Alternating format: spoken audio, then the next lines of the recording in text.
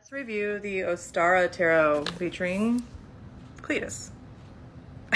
I received this in the mail some time ago from a follower.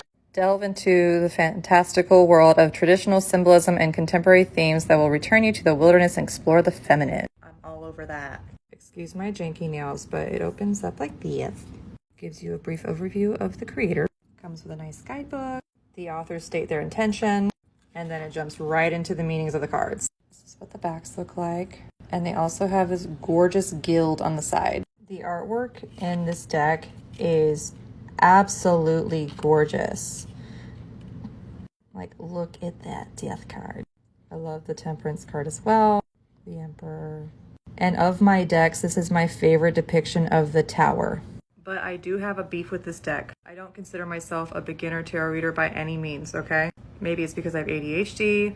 I don't know. Outside the major arcana where the card is noted at the top, it is very difficult for me to remember which images are for the minor arcana. Like, I'm over here sorting out these cards so I can show you the differences. Like, which one's the Page of Wands? I thought that this was a Page of Wands at first because it has the foxes, but then I remember, oh, it's Pentacles probably. So I was like, okay, Page of Pentacles. But then, there's two foxes which represent fire to me. Like, I think fire when I see a fox. This is the Page of Wands. This is the Page of Cups. But like in the traditional deck, there's always like a man holding a fish, or there's a fish and a young man involved. Same with this. I thought this was the King of Wands at first because of fire, but no, it's the King of Cups. This is the King of Wands. So while I have them side by side and I note the differences, but in a regular reading, I would have to reference in the book, and I don't like having to do that. And it's like that in a lot of the cards.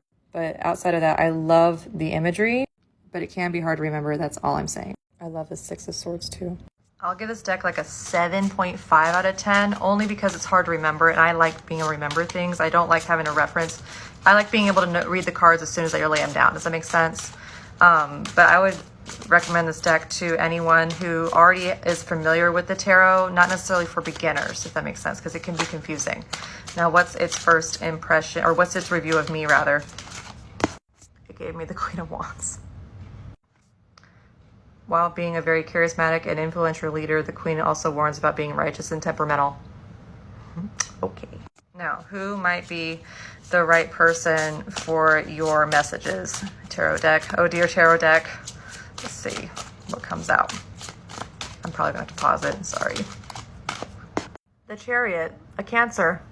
Or someone who wants to set boundaries and have control over their own fate. Go check out my list to see what other decks I recommend. What don't you see on there? I'd be happy to review it.